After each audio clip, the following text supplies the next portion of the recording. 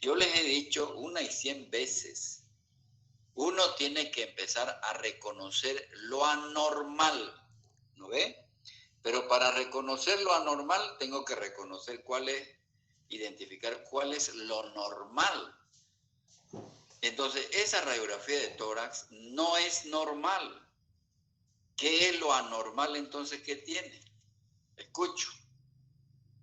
Y voy a tomar en cuenta lo que responden.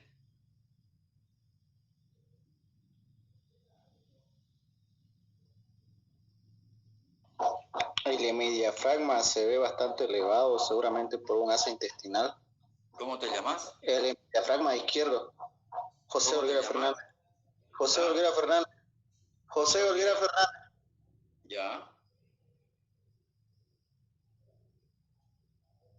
¿Qué es lo que me decías?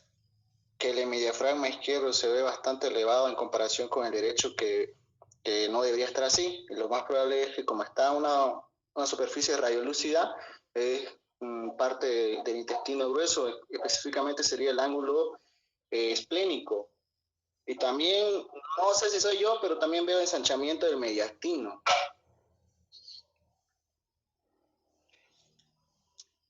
Correcto, o sea, el hemidiafragma izquierdo normalmente tiene que estar más bajo que el hemidiafragma derecho, que la imagen del hemidiafragma derecho. Normalmente la imagen del hemidiafragma derecho es un poquito más elevada que el hemidiafragma izquierdo, y ahí está al revés, porque el hemidiafragma izquierdo está más, como dice Olguera, está más hacia arriba. Y además de eso, además de que está más elevado el hemidiafragma izquierdo, cosa que no es así normalmente, tiene otro dato.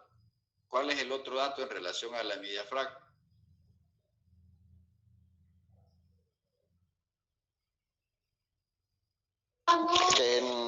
Primero, que no se ve la burbuja gástrica, se podría ver ahí como si fueran las formas de las austras del intestino grueso. No, se ve, si no me equivoco, a ver, voy a revisar ahorita, se ve la imagen de la silueta gástrica, de la cámara gástrica, ¿se ve? A ver, voy a revisar ahorita la imagen. Ah, sí, tenés razón, no se ve. No se ve.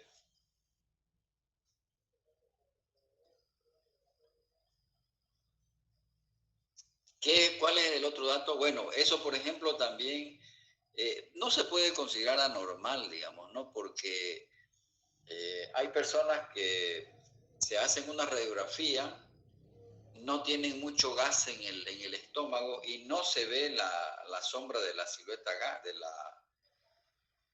no se ve la sombra de la cámara gástrica, así que, pero es un dato importante que hay que rescatarlo como parte de la interpretación normal que uno debe hacer.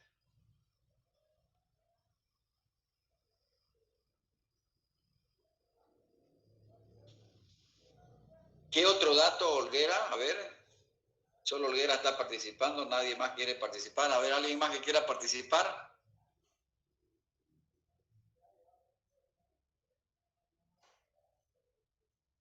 Hay creo unos 60 que están en la clase. A ver, uno más, por favor.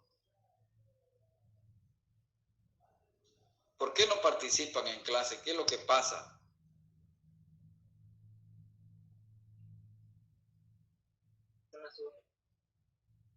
Doctor, se puede apreciar que hay una densidad de aire en el colon y puede deberse a una subobstrucción, doctor. Claro, yo no quiero diagnóstico. ¿Ustedes cómo pueden hacer diagnóstico si no saben el caso clínico? Restrínjanse a interpretar, a observar lo que tiene la radiografía. Nada más, no le estoy pidiendo que hagan diagnóstico. Cuando ustedes dicen, cuando usted dice obstrucción intestinal, ¿pero acaso sabe los síntomas del paciente? No. Solo dedíquese a observar lo anormal de la placa.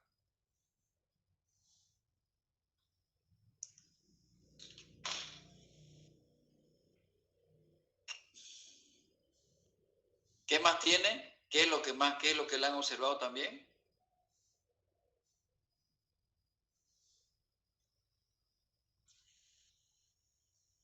Pero si hay algo que resalta en esa placa de tórax, porque es de tórax, no es del abdomen, es de tórax. Pero fíjense cómo en una placa de tórax se puede revelar algo que ocurre en el intestino. Imagínense la importancia. La patología de esta paciente, porque ustedes no saben qué caso clínico es, la patología de esta paciente es intestinal. Y le han sacado una placa de tórax para hacer valorar por cardiología, para ver si no tiene problemas al corazón y poderse operar, porque es así, digamos. Siempre las cirugías pasan por cardiología para que valore el cardiólogo. Y en esa placa de tórax se ve pues cosas anormales, se ven signos anormales. Lo primero que dice Olguera es que el hemidiafragma izquierdo está muy elevado, está más alto que el hemidiafragma derecho, que es totalmente anormal eso. Segundo, se ve ahí imágenes de contenido aéreo, porque es negro. Fíjense cómo estoy interpretando, estoy mirando la radiografía. Imágenes de contenido aéreo a nivel, como decía Olguera, a nivel es decir, en el ángulo esplénico del colon, o sea, claro, en el ángulo esplénico del colon. Pero tiene otra cosa, fíjense pues qué otra cosa tiene. Comparen pues con el hemidiafragma derecho. ¿Cómo deben verse los hemidiafragmas?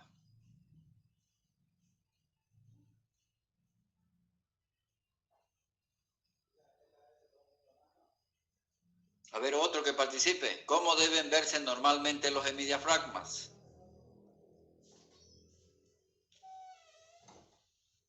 Eso hemos dicho en clase virtual de radiografía.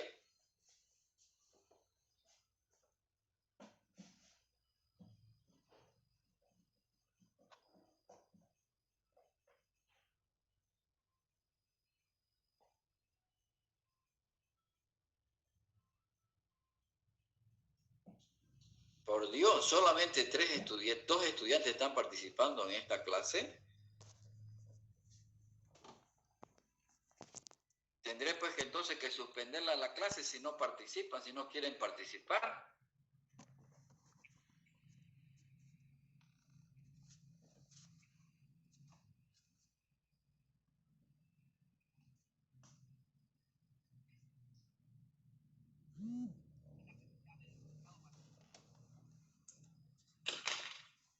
Vamos, jóvenes, vamos. Si no, solamente voy a poner asistencia a los dos que participan y al resto se quedan sin nota. Porque si no quieren participar, o no todos la tienen la imagen. Presidente, ¿se la pasó la imagen a todos?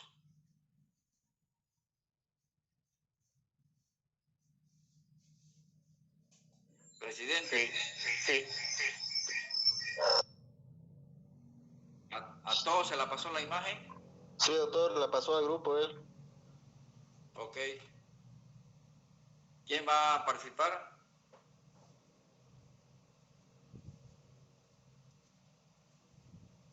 Realmente este grupo me decepciona.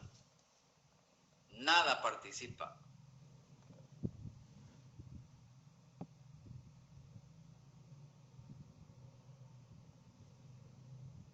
Doctor, en ahí parece que hay un vólvulo o un fecaloma.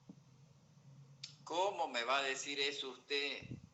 Pero si no sabe el cuadro clínico, ¿cómo me va a decir vólvulo fecaloma? ¿Acaso se hace diagnóstico por radiografía del fecaloma o del vólvulo? Eso es clínico. La radiografía te ayuda al diagnóstico. Signos radiológicos. ¿Cuál es lo otro anormal de esa radiografía? La dilatación del intestino que hace la invasión, que hace elevar el hemidiafragma. ¿Cómo?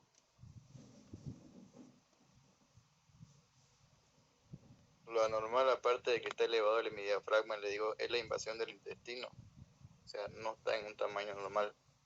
No se dice así, digamos. Se dice hay imágenes aéreas a nivel del ángulo esplénico. ¿Cómo sabe usted qué es dilatación del intestino? Gracias, doctor. ¿Cómo sabe usted? ¿Acaso sabe el cuadro clínico? ¿Cómo va su pregunta? No, o sea, lo normal, digamos que no. Signos radiológicos. ¿Cuáles son esos signos radiológicos que hay en esa placa de tórax?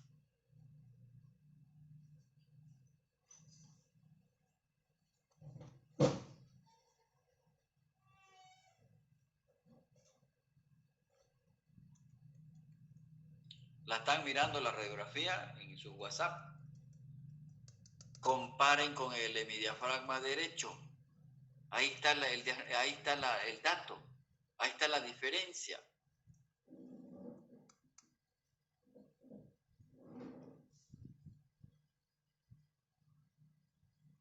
¿Algún otro que quiera participar? ¿Algún otro estudiante?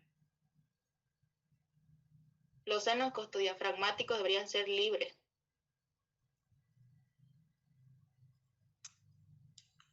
Correcto, y en el lado izquierdo no se ve, ¿no? ¿Verdad? Sí, doctor, está anormal. Yo no veo bien el seno costodiafragmático izquierdo. El derecho lo veo bien y el ángulo cardiogénico lo veo bien. Pero en el lado izquierdo no lo veo. Dios mío, que no entiendo. O sea, lo están viendo al enemigo ahí y todavía dudan que lo ven al enemigo. Pero si está clarita la imagen. ¿Cómo está el hemidiafragma izquierdo en comparación con el hemidiafragma derecho? Además de que está elevado, ¿qué más se ve? ¿Cómo es normalmente la sombra de los hemidiafragmas? ¿Cómo se deben ver las sombras de los hemidiafragmas?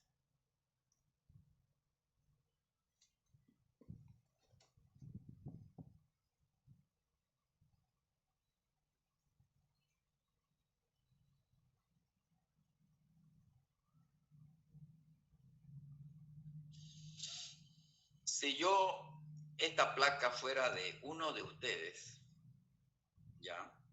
Si ustedes, por ejemplo, uno de ustedes consulta al médico porque está tosiendo, el médico le pide una radiografía de tórax para ver si es algo pulmonar y se encuentra con esta radiografía de tórax, con esta imagen. Obviamente, además del problema pulmonar que pueda tener, yo digo, ay caramba, debe haber algo intestinal con este enfermo, porque aquí veo cosas anormales que me indican que puede tener una patología intestinal. Pero él no ha ido por problemas intestinales, él ha ido por tos, en el caso hipotético que le estoy diciendo. Por lo tanto, así uno va interpretando las anormalidades en los exámenes. Yo puedo ir por un cólico intestinal al hospital porque me duele la barriga y me hacen análisis y me encuentran con la glicemia alta.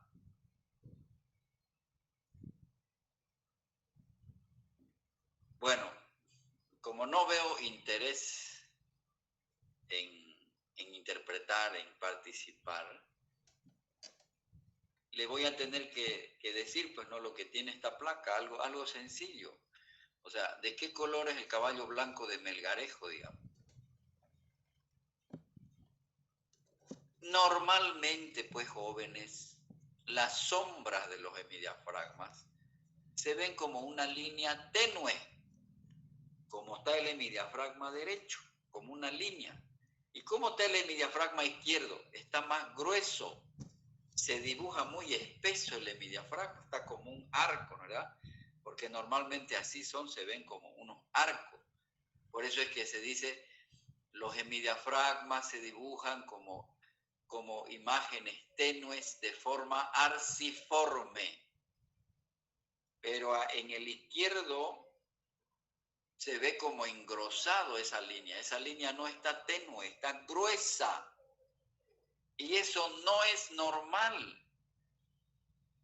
Y se ve ahí también, que ya lo decía Olguera, creo,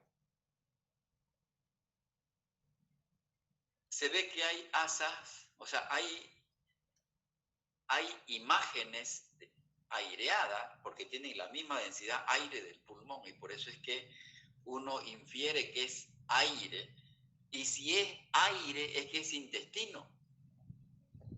Pero eso es una conclusión. Yo no puedo decir, esto es un diagnóstico de fecaloma de vólvulo. No puedo decir, solo me dedico a interpretar lo que dice la radiografía. Cuando yo interroga al enfermo, cuando yo examine con mis manos, recién llego a un diagnóstico.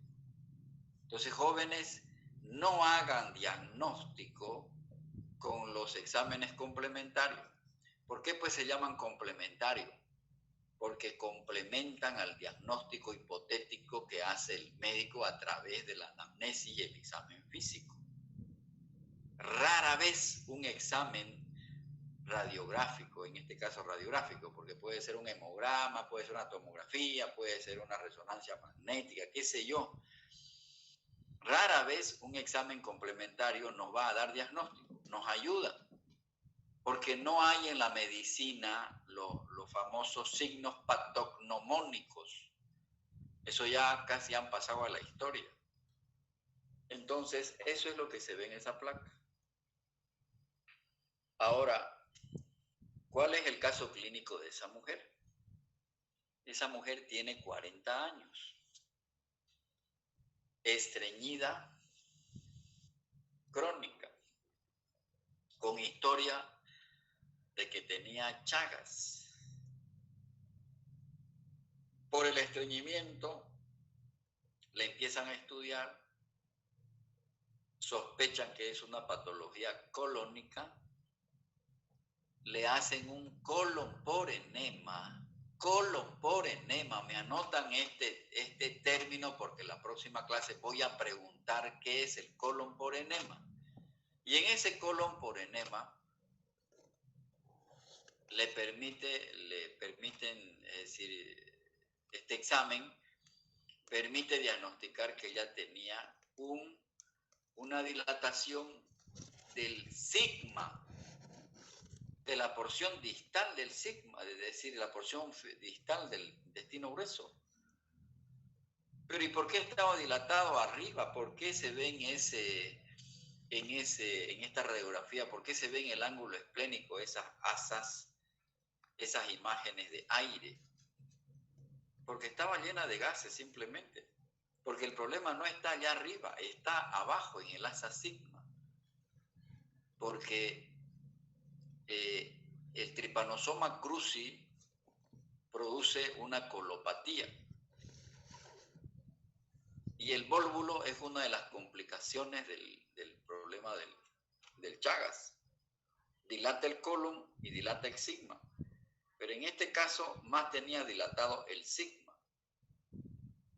Y esta radiografía le han pedido, no porque el paciente tenía síntomas respiratorios ni cardíacos, sino porque es parte de la sistemática de la valoración que deben hacer todos los enfermos para operarse. Tienen que pasar por cardiología. Y el cardiólogo, para valorar el corazón, tiene que pedir una radiografía de tórax. ¿Está claro? Sí, doctor. Sí, doctor. Y eso le cuesta responder, que el hemidiafragma izquierdo está, en vez de que sea una línea tenue, es una línea gruesa. Y eso no es normal. ¿Eso les cuesta responder? ¿Necesitan estudiar 2 horas para saber eso? No ves. Lo que le falta a ustedes es interés. Le falta interés por la medicina. Si no tienen interés, jóvenes, de estudiar medicina, van a estar perdidos. Hay que interesarse en la medicina, jóvenes.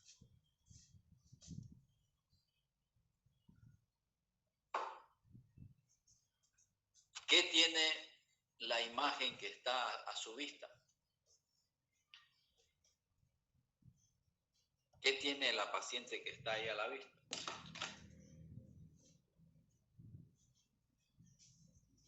¿Qué es lo que le abdominal, doctor. pueden describir? Un abdomen agrandado. Distendido. ¿Qué? Un abdomen distendido. ¿Qué más? Para empezar, jóvenes, fue un abuso, es una actitud antiética sacarle fotografía a una paciente y mostrar su intimidad. Cuando saquen foto, cubran las mamas y cubran la parte inferior. La traje esta diapositiva específicamente para advertirles que nunca hagan lo que han hecho de sacarle esta fotografía a esta pobre mujer, porque le están mostrando su pudor. No debe hacerse eso, jóvenes. Se deben cubrir las mamas y se debe cubrir la parte inferior. ¿Qué más tiene?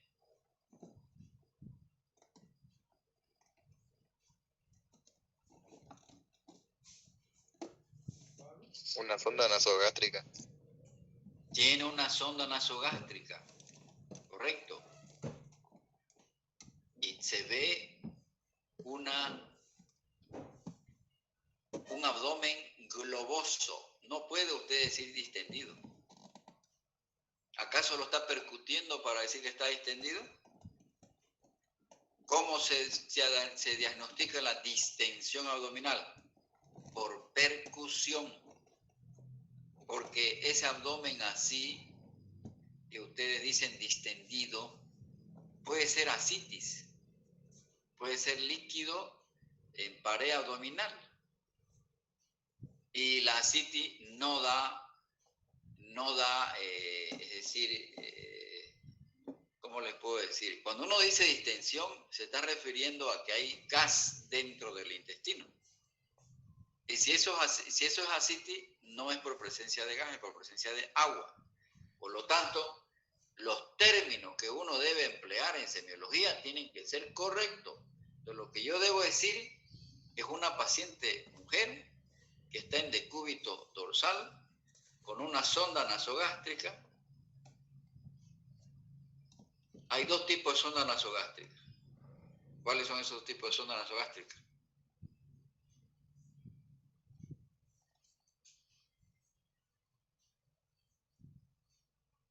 Sonda nasogástrica a caída libre y sonda nasogástrica aspirativa. No puedo saber yo con exactitud si es una sonda nasogástrica a caída libre o aspirativa. Y lo que veo en el abdomen es un abdomen globoso. Cuando yo lo oculte, cuando yo lo palpe, cuando yo lo percuta, recién voy a diferenciar si ese abdomen globoso es por aire o es por agua. Porque solamente lo estoy viendo, jóvenes. No estoy percutiendo ni ocultando. No confundan, jóvenes. Estamos solamente utilizando la inspección. No estamos percutiendo porque si fuera una paciente joven, podría ser por un embarazo.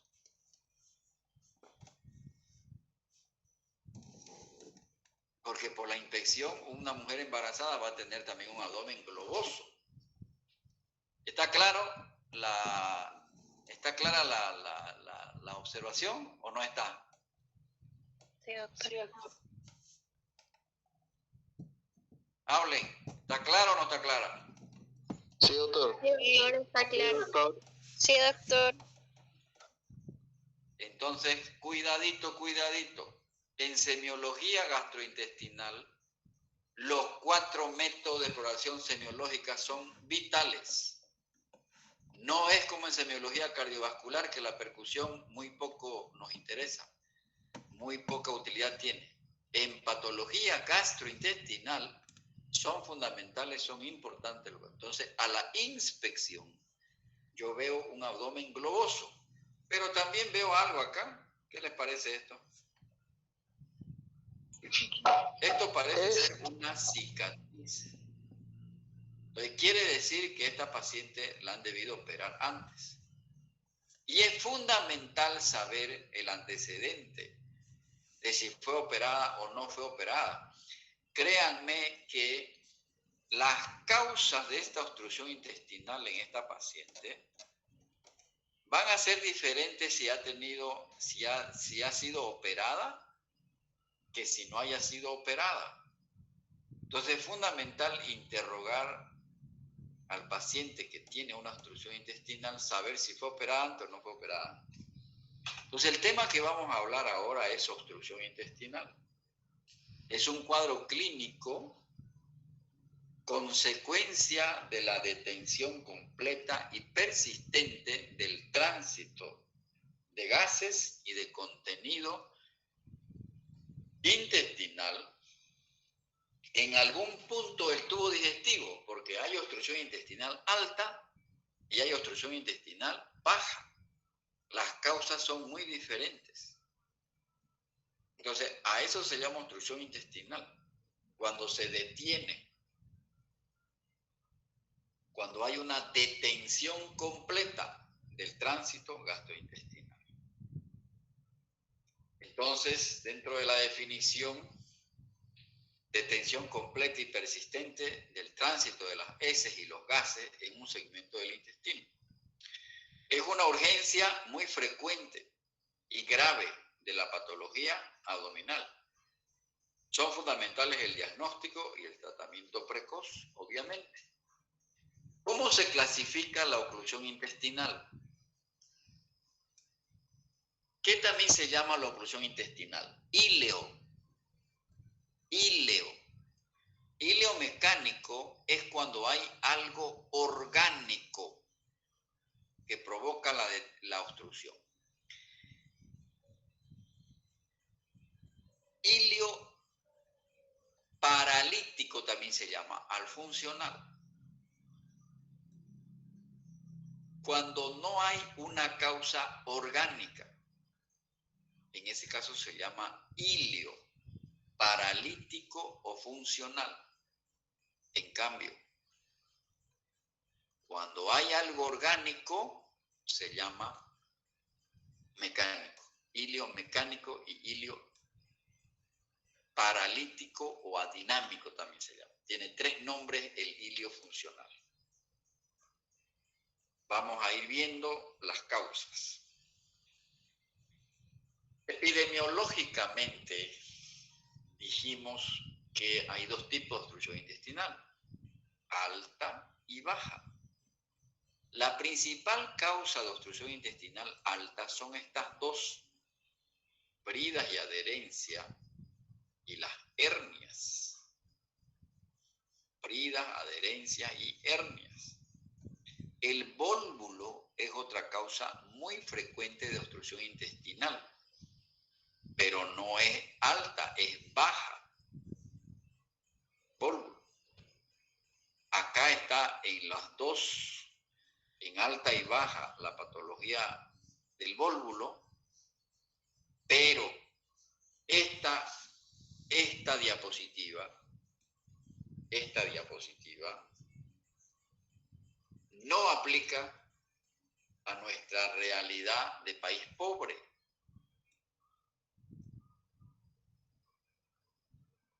Pero no es la finalidad de la diapositiva, en realidad, saber si es de países pobres o de países ricos. Es para mostrar las causas, bridas, adherencia, hernias y vólvulo son las patologías más frecuentes. Obstrucción intestinal baja, cáncer de colon, la colopatía chagásica, el vólvulo y el fecaloma, que estamos hablando de las complicaciones de la enfermedad de Chagas.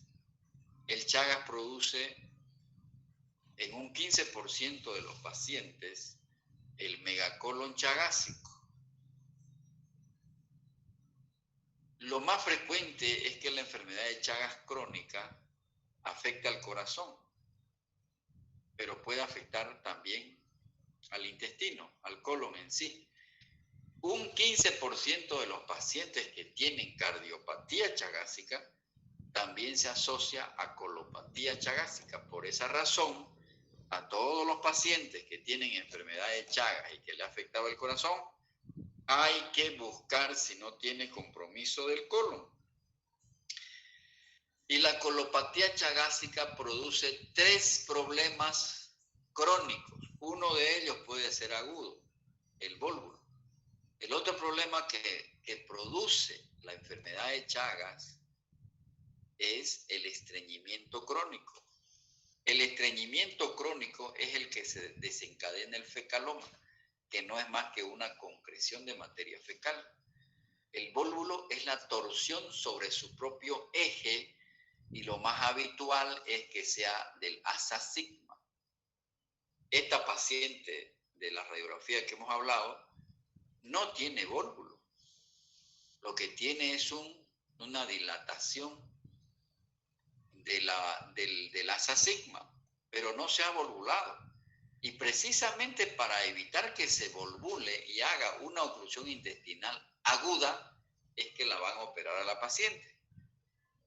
Por lo tanto, nosotros en nuestro medio, como país pobre, tenemos que meternos a la cabeza que las principales causas de obstrucción intestinal son la enfermedad de Chagas, bridas y adherencias y las hernias y el cáncer de colon. En el Hospital Alfonso Gumucio Reyes, la mayor parte de los pacientes que se internan por obstrucción intestinal se deben a estas causas. O es por bridas y adherencia, que es lo más frecuente en pacientes que tienen historia de que fueron operados antes del intestino, o por hernias, o por vólvulo, o por megacolon chagásico. Lo ideal es que cuando se diagnostica un megacolon chagásico, se lo opere antes de que se complique con esto, que es el vólvulo, que produce una oclusión intestinal aguda. Y estas otras causas son menos frecuentes en nuestro medio. Diverticulitis, la enfermedad inflamatoria intestinal, colitis actínica que se produce en los pacientes que son sometidos a ¿cómo se llama?, a tratamientos anticancerosos. Entonces lo que tenemos que meternos a la cabeza son estas causas que están resaltadas en amarillo. Fíjense que dentro de la epidemiología también es una de las indicaciones más comunes de cirugía de urgencia, la epidemiología de la obstrucción intestinal. En intestino delgado, las causas más frecuentes son las adherencias y las bridas. Aquí se ve un asa que está comprometida, hay un compromiso vascular, porque el color ha cambiado el color.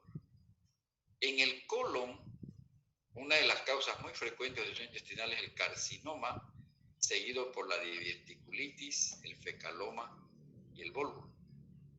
Una causa también común es lo que ocurre, una complicación de las hernias que se llama la estrangulación. Fisiopatológicamente, ¿qué sucede cuando se detiene el tránsito intestinal? Se dilata el intestino proximal al sitio de la obstrucción, la mucosa dilatada pierde su capacidad de absorber líquido y aumenta su secreción. Se forma un tercer espacio, jóvenes. Cuando uno se enfrenta a un paciente que está con una oclusión intestinal, uno lo que va a ver es un paciente muy deshidratado.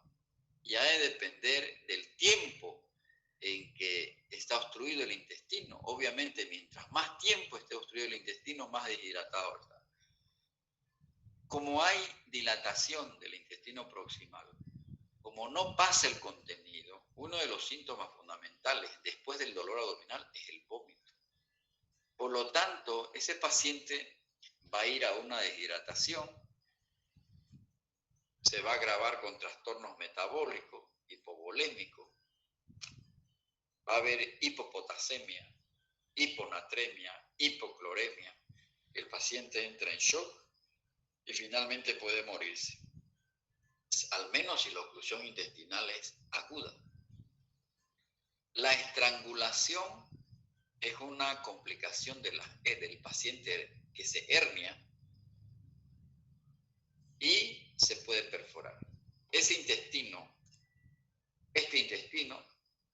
está con compromiso vascular, fácilmente se necrosa y se perfora. Esta es una clasificación muy interesante de los dos tipos de oclusión intestinal, mecánico y el ilioparalítico. Aquí no hay ningún problema orgánico, es un problema funcional. En cambio acá, este autor clasifica la obstrucción intestinal extraluminar, por ejemplo, hernia, porque viene de afuera, bridas, torsión, el vólvulo, la invaginación o alguna compresión extrínseca. Oclusión mecánica parietal típicamente se ve en la neoplasia, en el cáncer de colon. Dentro de la luz intestinal es frecuente en el fecaloma. El fecaloma es un ejemplo clínico en los pacientes chagásicos, por ejemplo, de que esa concreción de materia fecal, como está en el lumen, por eso se llama intraluminar, produce oclusión intestinal. ¿Qué es el besoar, el tricobesoar? Pacientes psiquiátricos pueden meterse cabello a la boca y se obstruye. A eso se llama el tricobesoar. Los cirujanos del Gumucio Reyes presentaron hace unos años atrás un estudio de muchos casos de pacientes que vieron con tricobesoar. O sea, la presencia de cabellos que obstruye el intestino, a eso se llama tricobesoar. Pero también pueden haber parasitosis. El parásito que más provoca obstrucción intestinal es el Ascaris lumbricoides. También está dentro de la literatura mundial que un ovillo de parásitos puede provocar una obstrucción intestinal y producir un cuadro agudo de oclusión intestinal. Las causas más frecuentes del ilio paralítico funcional adinámico, fíjense, todo paciente que entra a una operación, cuando sale de la operación va a estar con el intestino paralizado por la anestesia. 24, 48 horas hay que esperar. Cuando usted va y percute el intestino, el abdomen de un paciente que ha sido operado, lo va a encontrar timpánico, porque está paralizado, está lleno de gases. Por esa razón al paciente se le pone sonda nasogástrica para que se alivie esa distensión abdominal. No van a haber ruidos hidroaéreos. Cuando usted ausculta el abdomen, no van a haber ruidos hidroaéreos.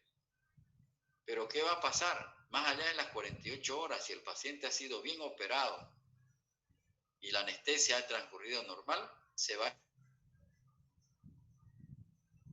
Por esa razón, lo más importante del control postoperatorio es eso, es valorar si ya se ha restablecido el tránsito gastrointestinal.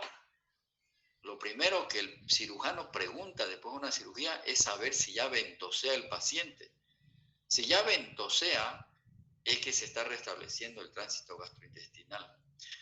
Otra de las causas muy frecuentes de ilio paralítico es la peritonitis. Cualquier condición que provoca peritonitis, ya sea una apendicitis aguda que se complicó con una peritonitis, una colecistitis aguda que se complicó. En cualquier situación, cuando hay peritonitis, puede haber parálisis del intestino, es decir, se detiene el tránsito intestinal.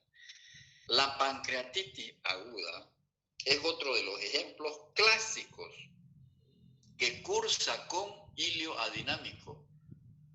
La pancreatitis es un problema sistémico. La hipopotasemia también puede paralizar el intestino. Un paciente que tiene diarrea de varios días, pierde potasio, puede paralizar el intestino. Traumatismo, procesos abdominales inflamatorios, ya dijimos, pancreatitis. Una retención aguda de orina, procesos retroperitoneales. O sea, hay una larga lista de problemas que pueden provocar hilio paralítico. ¿Cómo voy a tratar un hilio paralítico? Yo, primero, corrigiendo el problema de base y segundo, poniéndole una sonda nasogástrica para que se alivie, para que se evite la distensión abdominal. Las causas entonces más frecuentes en el intestino delgado son las bridas y adherencias postoperatorias, 60-70%. 15-20% son por las hernias y un 10-15% son por tumores, pero cuando hablamos de intestino grueso, sí. El nivel más frecuente de asentamiento de obstrucción intestinal es intestino delgado, o sea, lo más frecuente de las oclusiones intestinales, un 70% son, algunos autores dicen 60, otros dicen 70% son de intestino delgado y 30 o 20 son de intestino grueso. Entonces, bridas y adherencias posoperatorias, hernia estrangulada. Si viene un paciente añoso con una oclusión intestinal, lo que yo tengo que pensar es que puede haber un cáncer oculto por ahí. El cáncer de colon, jóvenes, dependiendo si afecta al colon izquierdo o al colon derecho, produce síntomas. Por ejemplo, acá hay un gran compromiso. Fíjense que hay una pérdida de intestino acá. Acá no se ve, ha destruido. Por eso es que la oclusión intestinal que produce un cáncer, según este autor que les mostré, esto es un compromiso intraparietal. O sea, aquí ha destruido todo el intestino, ¿verdad? Entonces, una oclusión intestinal en un paciente mayor de 60, 70 años, lo primero que hay que pensar es que haya un cáncer. Entonces, no hay que entrarse a operar sin estar seguro, porque es lo más desesperanzador para un cirujano que entra, abre la barriga y se encuentra con signos cancerosos. Imagínense todo el intestino impregnado de ganglios. Cerrar otra vez ese intestino es una agresión para el paciente. Cuidado, jóvenes. Cuidado, ¿ah? Una oclusión intestinal en un paciente añoso, lo primero que hay que pensar es que pueda deberse a una patología neoplásica. Pero en pacientes menores de 60 años, si tiene historia de cirugías anteriores, bridas y adherencia. Si no, puede ser una hernia. Y en pacientes más jóvenes hay que pensar en Chagas. En nuestro medio, por lo menos, hay que pensar en Chagas. Recapitulando la patogenia, obstrucción mecánica, hilio mecánico, hay una oclusión de la luz intestinal por un obstáculo orgánico, anatómico o estructural que impide la progresión del contenido intestinal. Hilio paralítico, funcional. Lo que ocurre es una alteración de la función motora digestiva sin que exista un obstáculo. Hilio mecánico, adherencia, hernia, neoplasia, vólvulo, enfermedad inflamatoria intestinal. Recapitulando, hilio paralítico, postoperatorio, pancreatitis, cólico nefritis, peritonitis, hipocalemia, pacientes sépticos van a estar con hilio paralítico. Por eso es que en los pacientes sépticos casi siempre el médico le indica sonda nasogástrica. Fisiopatológicamente la oclusión intestinal se va transitando en 3 estadios. La fase lesional o inicial, hay distensión abdominal, alteraciones en la motilidad intestinal, se va acumulando los gases y los líquidos,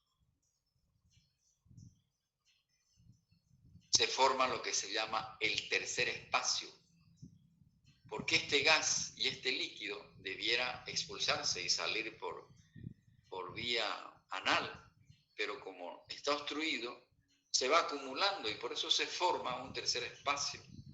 Empieza una proliferación bacteriana, se resiente la flora intestinal, hay acumulación de líquido, la presión hidrostática aumenta, hay un secuestro de líquido, agua y electrolitos dentro de la luz intestinal. Se altera la deglución, los jugos digestivos, menor superficie de absorción, obviamente, porque hay un aumento, hay un tercer espacio ahí, se altera la absorción. Hay hipersecreción, refleja en respuesta a la distensión. Se va acumulando la flora intestinal, ese estancamiento del contenido intestinal produce que empiecen a crecer las bacterias, es decir, se altera la flora intestinal. Pérdida de líquidos produce una disminución de la absorción y por esa razón el paciente empieza a deshidratarse. Empieza este secuestro progresivo de líquido, aumenta la presión interluminal, más la pérdida progresiva de líquido, las asas empiezan a edematizarse, las asas intestinales, y se forma líquido entre las asas también. El paciente por la pérdida de líquido, obviamente, esto va a generar vómitos, y por esa razón es que colocarle una sonda nasogástrica a un paciente es fundamental. Entonces, estos enfermos se van deshidratando por hipovolemia, empiezan a haber descenso de los electrolitos, acidosis, sobre todo alcalosis metabólica. Es un desastre lo que ocurre en un paciente cuando se obstruye el intestino. Caramba, es grave, hay hiperpresión intraluminal, agresión bacteriana, se inflaman las asas. Realmente, si no se soluciona el problema obstructivo, el paciente entra en lo que se llama síndrome de respuesta inflamatoria sistémica, que es la antesala a la sepsis. Cuando hay isquemia, posteriormente viene la gangrena, se perfora, peritonitis, sepsis grave. Entonces el paciente entra en shock séptico. Entonces hay una serie de mecanismos de la proliferación bacteriana. Por esa razón, el tratamiento con antibiótico es fundamental en los pacientes que tienen oclusión intestinal. ¿Qué pasa en la fase terminal? Al final, ¿de qué se puede morir el enfermo? Síndrome de respuesta inflamatoria sistémica. Luego viene la falla multiorgánica. Fallan varios órganos, corazón, riñón, mismo el sistema abdominal, y sobreviene la muerte porque hay un grave colapso cardiovascular, disminuye el débito cardíaco, hipoxia, los riñones se resienten, hay oligonuria. Por eso, dentro del tratamiento del paciente que está con oclusión intestinal, importantísimo es reponer los líquidos. Hay que reponer todo eso que está en el lumen intestinal. De nada sirve que el paciente tenga ahí dentro el agua, el contenido esté dentro de las asas intestinales. No sirve de nada, eso es un tercer espacio que está muerto. El agua tiene que estar donde tiene que estar, dentro de las células, es decir, tiene que estar en el espacio vascular. Fíjense cómo hay datos clínicos útiles para conocer la causa de la obstrucción intestinal. Y yo tengo que remontarme a los antecedentes personales. Cuando el paciente tiene historia de que fue operado anteriormente, entonces la oclusión intestinal sugiere que la obstrucción puede deberse a adherencia. Cuando el paciente tiene historia de que es portador de una hernia, entonces lo más probable es que se haya estrangulado la hernia. Si el paciente ha perdido peso y tiene cambios en el hábito intestinal, es estreñido, o hay momentos que está estreñido y hay momentos que tiene diarrea, así es el paciente con cáncer. Pasa por estos periodos, alterna periodos de diarrea y periodos de estreñimiento, pero lo más importante es que ha perdido peso, cáncer de colon, y peor si tiene historia familiar. Cuando el paciente ha tenido historia de cólicos biliares, porque tiene cálculos en vesícula biliar, hay que sospechar en un ilio biliar. Si el paciente tiene historia de estreñimiento crónico o ha estado mucho tiempo en cama, entonces el mecanismo fisiopatológico puede ser el fecaloma. Pero el fecaloma es una de las presentaciones más frecuentes del megacolon chagásico. Si el paciente tiene cardiopatía previa, por ejemplo, tiene una fibrilación auricular, es frecuente que estos enfermos hacen infarto mesentérico porque de la aurícula izquierda o del ventrículo izquierdo migra un trombo y va y ocluye una de las arterias mesentéricas. Entonces, pacientes cardiópatas, añosos, que tienen fibrilación auricular, que su ritmo cardíaco está irregular, hay que sospechar de que puedan estar sufriendo un infarto mesentérico. Cuadro clínico, lo que más nos interesa. Un paciente que está con oclusión intestinal aguda va a mostrar distensión abdominal. Cuando la oclusión es a nivel del yeyuno proximal, fundamentalmente es el epigastrio que está prominente y tenso. Cuando es el ilion, hay un abombamiento de la porción central del abdomen. En cambio, cuando es el colon, hay una distensión generalizada. Distensión abdominal. Clínicamente, entonces, fíjense que los 4 métodos de exploración semiológica nos interesan. A la inspección yo voy a ver la distensión abdominal. Puedo ver ondas peristálticas. Si yo observo el abdomen del enfermo, yo puedo ver que se mueve el intestino, ondas. Yo puedo ver cicatriz quirúrgica, por lo tanto eso me está advirtiendo que la causa de la oclusión intestinal puede ser por uridas o adherencia. Cuando yo oculto, puedo encontrar inicialmente un peristaltismo aumentado con la intención de vencer el obstáculo. Pero cuando pasan las horas, el peristaltismo ya desaparece. A la palpación, el paciente, cuando yo lo palpo, va a despertar dolor. El dolor puede ser difuso, puede ser un dolor de rebote, puede ser un dolor de defensa. Yo tengo que verificar si hay masas, verifico orificios herniarios. ¿Por qué? Porque la causa de la obstrucción intestinal puede ser una hernia. Nunca hay que dejar de hacer tacto rectal. Por eso una máxima de los cirujanos dice, antes de meter la pata hay que meter el dedo. Un cirujano siempre tiene que explorar el recto. Y a la percusión yo puedo descubrir timpanismo, distensión abdominal o verificar si tiene ascitis. Es decir, tengo que diferenciar si ese abdomen globoso es porque tiene gas dentro de las asas intestinales o es porque hay líquido. Por eso es que el diagnóstico se hace con los 4 métodos de exploración semiológica.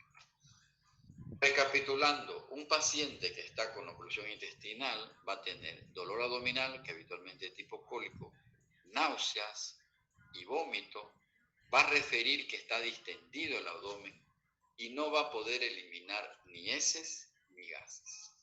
Entonces, la primera manifestación de una oclusión intestinal es el dolor abdominal.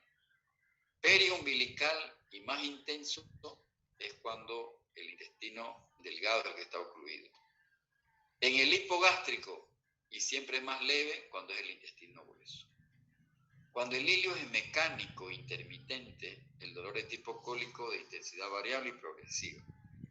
Cuando el hilio mecánico está complicado, es decir, cuando se complica un hilio mecánico, el dolor intenso ya deja de ser tipo cólico y es continuo. En el hilio paralítico o adinámico, aquel que no se debe a una causa orgánica, el dolor es poco intenso, continuo, sordo, difuso, porque no hay una causa orgánica, sino que es por algún trastorno metabólico. Cuando hay shock hipovolémico séptico, el paciente deja de sentir dolor.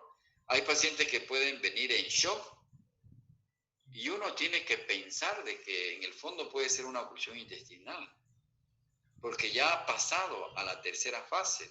Hemos dicho que el paciente transita por 3 fases, entonces yo lo puedo encontrar al paciente, puede venir el paciente cuando está choqueado y puede ser que sea un cuadro de oclusión intestinal. Náuseas y vómitos son de origen reflejo por regurgitación de las asas. Cuanto más temprano son los vómitos, indica que es más alta la obstrucción. Cuanto más temprano son los vómitos, la causa puede ser mecánica.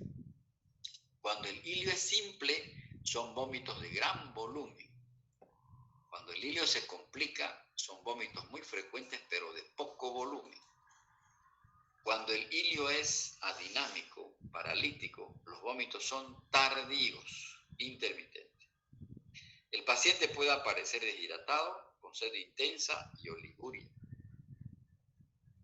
Lo que uno observa en un paciente con oclusión intestinal es la distensión abdominal. Cuando el hilio es mecánico, es discreto y localizado. Cuando el hilio es adinámico, o sea, paralítico, esta distensión es difusa. No hay, obviamente, eliminación de heces y gases. Cuando no hay nada, quiere decir que la obstrucción es completa. Cuando hay heces diarreicas, puede ser una obstrucción incompleta o una pseudoobstrucción, como ocurre en el infarto mesentérico. Cuando uno lo explora, cuando ya va a hacer una exploración general del enfermo, porque hasta ahora es una exploración netamente focalizada en el abdomen, yo puedo tener un paciente que está deshidratado, con signo del pliegue positivo, las mucosas secas, los ojos hundidos, va a estar taquicárdico o ligúrico, la familia o el paciente va a referir que ha orinado poco, puede haber fiebre porque ya puede estar en fase 2 o en fase 3 el enfermo. Cuando la obstrucción es simple, el dolor es de tipo cólico y uno lo ve a un paciente muy inquieto, con movimientos constantes. Cuando hay irritación peritoneal, el paciente yace en su cama, está inmóvil y adopta una posición de defensa. Es decir, no es como en la obstrucción simple que el paciente está moviéndose, está inquieto en la cama. Cuando la obstrucción es crónica, el paciente va a estar en estado de caquexia y va a tener signos de enfermedad sistémica. La exploración del abdomen, fíjense, uno tiene que buscar distensión abdominal. Si hay cicatrices, lo más frecuente es que se deba a adherencias. Yo tengo que inspeccionar los orificios herniarios. Tengo que inspeccionar. Tengo que mirar si hay movimientos peristálticos. El signo de Bloomberg indica irritación peritoneal y es típico de la apendicitis aguda. Tengo que palpar masas, nunca hay que olvidarse. Matidez a la percusión, si hay matidez, cuidado, matidez, eso puede indicar una citis. El signo de von Wall uno puede mirar, o sea, cómo se ven las ondas peristálticas, el signo de von Wall. Cuando la oclusión es de intestino delgado, el signo de von Wall se ve en la región periumbilical, pero cuando la oclusión es de intestino grueso, se ven los flancos. La ocultación, inicialmente los ruidos intestinales pueden estar aumentados con timbre metálico. Interesante es esta palabra, timbre metálico, ¿cierto? Es como unas gotas uno escucha en el intestino, como es un intestino de lucha, porque el intestino intenta vencer el obstáculo, pero Después pasan las horas, si no se soluciona el problema obstructivo, ya yo voy a encontrar silencio abdominal, típico del hilio paralítico y de la estrangulación herniaria. El diagnóstico se confirma mediante estudios radiológicos, se confirma. Uno sospecha la oclusión intestinal y yo recurro a una radiografía de abdomen. Paciente en posición supina, o también puede hacérselo en posición de pie. Si el paciente puede, es mejor en posición de pie, pero si el paciente está muy mal, hay que hacerlo en decúbito. La radiografía de tórax es importante también hacérsela. Hay una sensibilidad del 70 al 80%. Los rayos X son esenciales para confirmar el diagnóstico clínico y definir con exactitud el lugar de la obstrucción. Por lo tanto, la radiografía simple de abdomen no solamente te permite confirmar, sino discriminar si es una obstrucción intestinal alta o es una obstrucción intestinal baja. ¿Qué va a mostrar una radiografía de abdomen? Grandes cantidades de gas en el intestino y se puede casi siempre determinar si es intestino grueso o intestino delgado. Tiene una sensibilidad del 69-80% para la obstrucción del intestino, pero es insensible en la evaluación de las causas. O sea, no te sirve, o sea, no sirve, o sea, no puedo yo con una radiografía de tórax ponerle el apellido de la obstrucción intestinal. Lo que me va a permitir es, hay obstrucción, está obstruido, es de delgado, es de grueso, pero ya decirme cuál es la causa, eso es clínico, eso es con una historia clínica, pero también me va a permitir discriminar lo que es el neumoferitomeo. Entonces, dentro de la radiografía nos permite distinguir entre obstrucción alta o baja, la presencia del intestino delgado dilatado o grueso dilatado, o sea, nos va a mostrar niveles hidroaéreos, que es lo característico, niveles hidroaéreos. Entonces voy a mostrarles yo radiografía. Estos son los niveles hidroaéreos. Este es un nivel.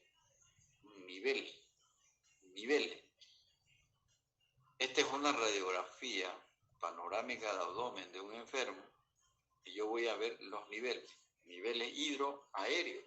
Aquí se ve más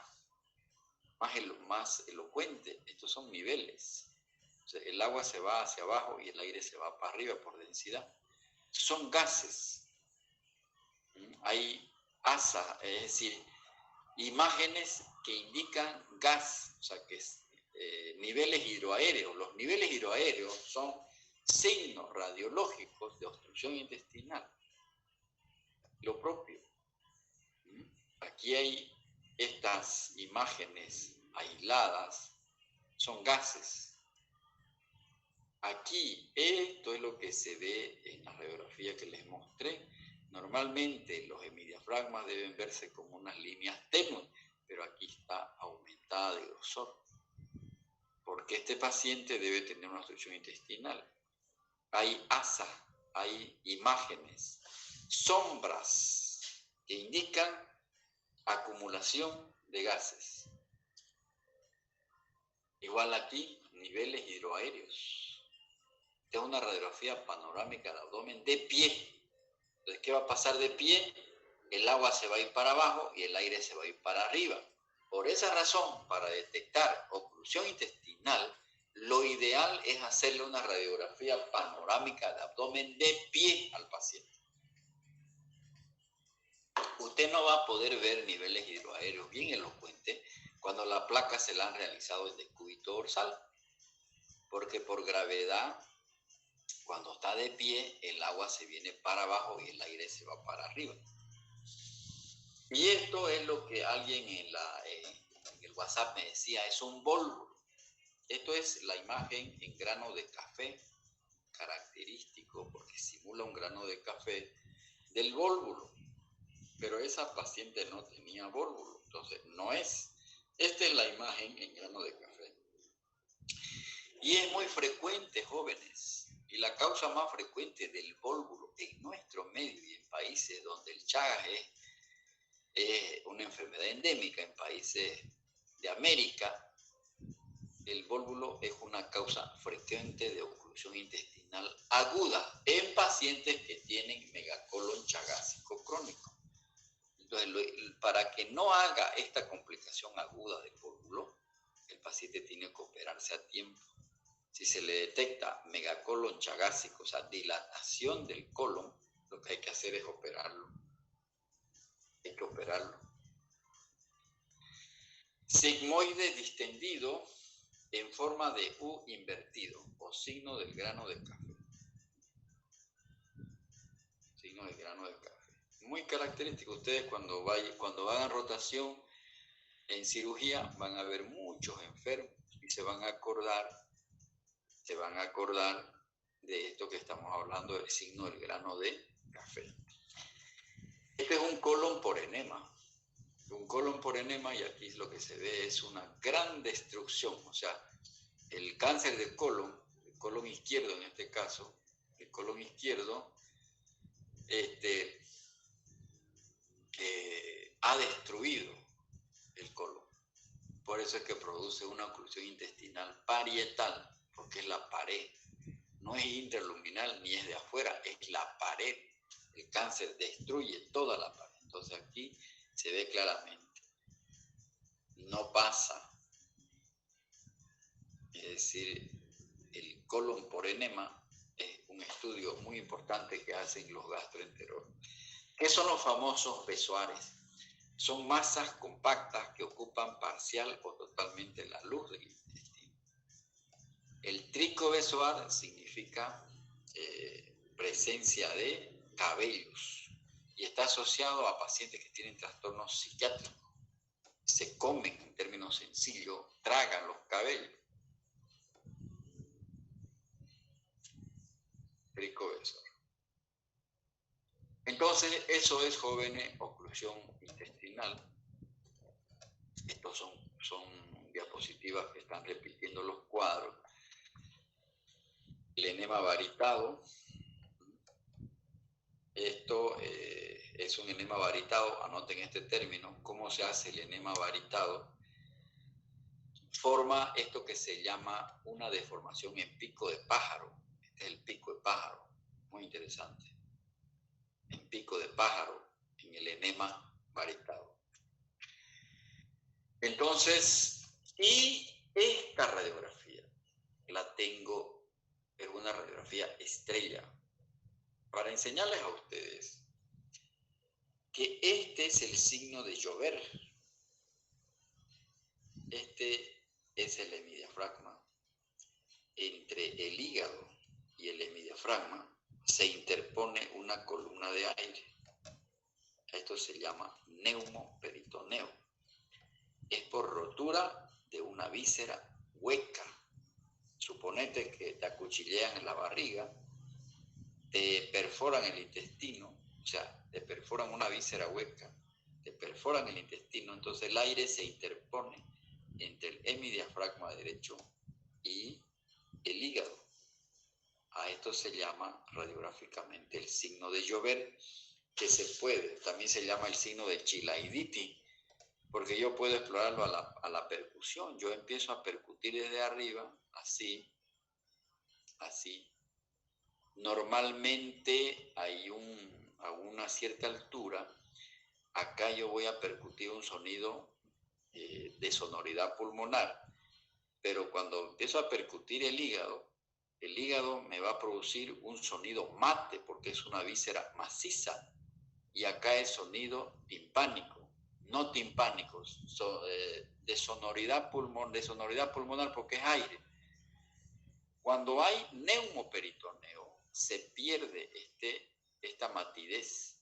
Yo empiezo a percutir desde arriba y sigue el aire, sigue aire, sigue aire. Aquí debería ser ya un sonido mate, porque a nivel de la parrilla subcostal derecha está el hígado y es como una víscera maciza.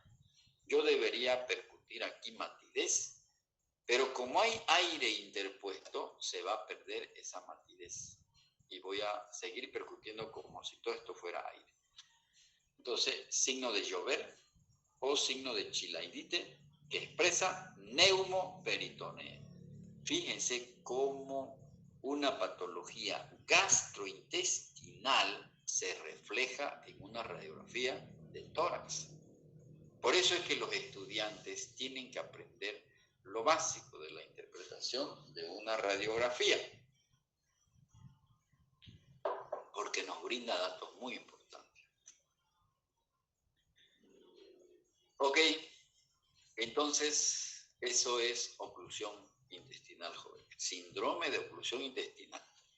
Ustedes tienen que leer las patologías, porque en esta clase yo estoy resumiendo bridas, adherencia, hernias, megacolon, pólvulo, fecaloma. Todos esos términos tienen que ir a leerlos, saberlos definir. ¿Estamos? No voy a hablar de tratamiento porque esto no es tema de la clase de semiología. El procedimiento quirúrgico que hacen los cirujanos, de acuerdo a la causa de la obstrucción, si son adherencias, lo que hacen es romperla. Si son tumores, la tienen que extirpar, lo tienen que extirpar. Y si son hernias, se reducen y se reparan. Entonces eso es lo que hace el cirujano. ¿Alguna pregunta, jóvenes? Doctor, en el caso de las bridas o adherencias, ¿cuál es el que mayormente predispone a que se crean esas bridas o adherencias? ¿Lo que son las cirugías convencionales o las laparoscópicas? Las convencionales, porque manosean más el intestino. La cirugía laparoscópica tiene sus indicaciones precisas. Es igual que la cesárea, la incisión de Van Steel a la incisión convencional tiene sus ventajas y sus desventajas. No todo es bueno, jóvenes. El médico tiene que saber decidir de acuerdo al paciente, de acuerdo a la patología, de acuerdo al perfil clínico del enfermo. Entonces, cuanto más se manosea las vísceras, el intestino, más riesgo que se complique a largo plazo de bridas o adherencias. Mientras más cirugía tiene un paciente, más riesgo de que en el futuro tenga bridas y adherencias. Gracias.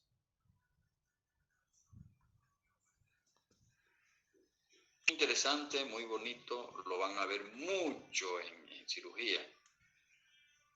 Todo el tiempo hay enfermos internados. Es una causa importante de internación en cirugía, las oclusiones intestinales. Si ven, lo más frecuente es la litiasis biliar. De 10 pacientes que están internados en cirugía, más de la mitad son por problemas de vesícula biliar. Litiasis biliar simple o litiasis biliar múltiple. O complicaciones de la litiasis, ¿no? Puede ser coledocolitiasis o más cosas. Luego son las oclusiones intestinales, las apendicitis, las hernias. Eso es lo que más hay en el servicio de cirugía. Ok, jóvenes, entonces mañana no voy a pasar clase. Doctor, Sí. con respecto a las prácticas le quería preguntar lo siguiente.